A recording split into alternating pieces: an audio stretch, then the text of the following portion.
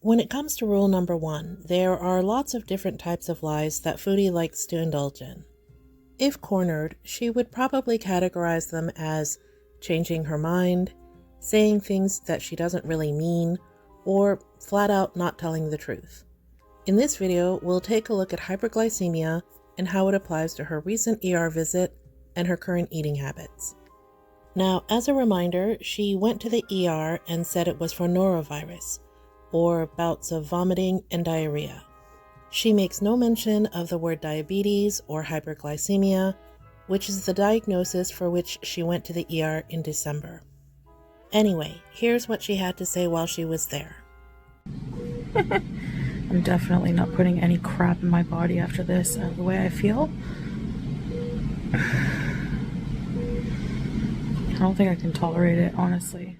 Now, I know Foodie wouldn't consider that a lie. She would just say that, well, she didn't really mean it, guys. But Foodie has a habit of saying things she doesn't mean. That's why I think this series will just kind of keep itself going. The truth isn't really a full-time inhabitant of Girl World, if you know what I mean. Here's a look back at what she had yesterday. Keep in mind, this is after having shawarma with her sister. I would personally categorize this as crappy food. Aw, not the big piece of bun in the middle. Yum. Who winded my hijab? I'm gonna throw this bun at the squirrels. They can eat it. It's gonna be hard as a rock. Listen. Oh, I pitched it. It's not littering, it's food. Cheese and mushroom, halal option. I try sometimes. I mean, I try when I can. Bismillah.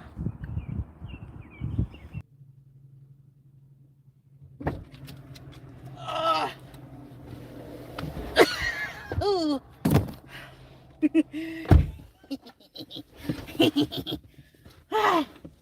Okay.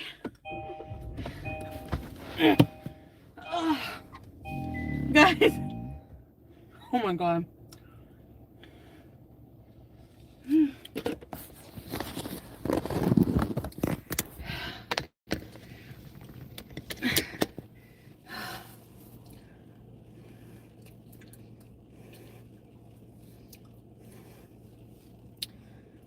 Sorry, I'm having a cheat day.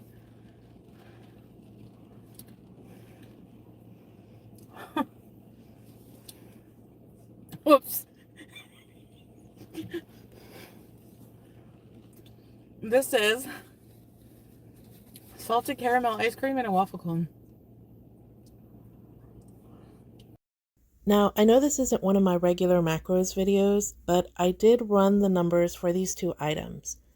I did a basic mushroom pizza and then added a waffle cone, counted twice because it was so big, with 2 cups of caramel ice cream, and look at how this ended up. 1,998 calories, 77 grams of fat, 2,250 milligrams of sodium, 276 grams of carbs, 156 grams of which are sugar, and 54 grams of protein. Now, I'm going to go ahead and list the unknown factors here because I'm sure I'll hear about it in the comments. The crust was probably thicker, she probably had extra cheese, and there's likely more than 2 cups of ice cream in that cone. So, saying she's not going to eat crappy food anymore because she got sick is not only a lie to us, it's actually her lying to herself, which is pretty sad when you think about it.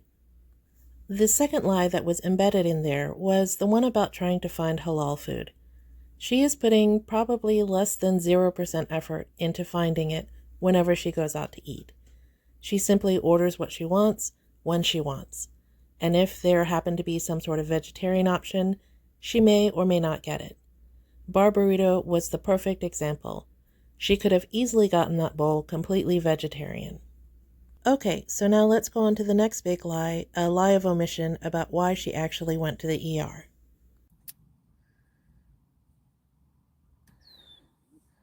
My blood sugar was higher, when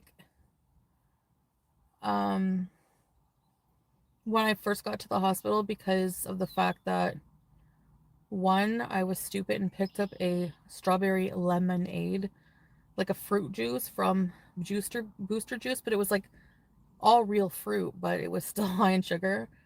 And when your body's under stress and sick, your blood sugar tends to be higher. So then by the time I left the hospital, when I got there, it was like 17. And then when I left the hospital, it went down to like 12.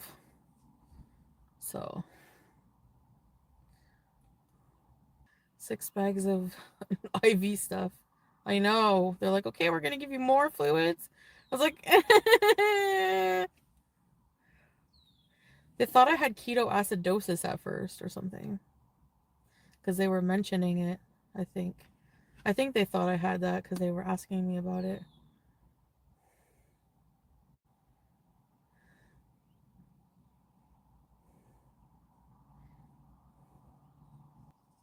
But I was definitely sick, just the flu. Okay, so now let's talk about lie number 3, the big one. What she was treated for at the hospital. It wasn't just norovirus. Yes, she may have been vomiting and had diarrhea, but she presented with hyperglycemia, just like she had in December. This was confirmed yesterday when she told us what her blood sugar readings were when she went to the ER. By definition, hyperglycemia is the technical term for high blood glucose. At over 300, that's exactly where Foodie's fell. The reason why this is significant is because if left untreated, hyperglycemia can lead to DKA, or diabetic ketoacidosis. You can learn more about this in my interview with Dr. X from a few days ago. Now, I don't know if you guys can figure this out, but after Dr. X and I finish our interviews, we do keep talking, and I just don't include it in the video. Part of what he has to say about how Foodie can get better or how badly she's doing is that it's really up to her to make these changes. So when we see her eating like this, for meal after meal or snack after snack, it's really disheartening. It honestly makes me wonder if she has the cognitive ability to remember what the doctors tell her. Because if she does, and she's just ignoring them, that's really dumb. In any case, lying about the hospital visit by omitting the part about hyperglycemia just indicates that she doesn't want to talk about it. She simply doesn't want to hear about it, she doesn't want to see it in the comments, and that's probably why the comments are disabled right now. Drop me a line in the comments and let me know what you think. Do you think Foodie realizes that she's lying to herself as well as to us? I'd love to hear from you.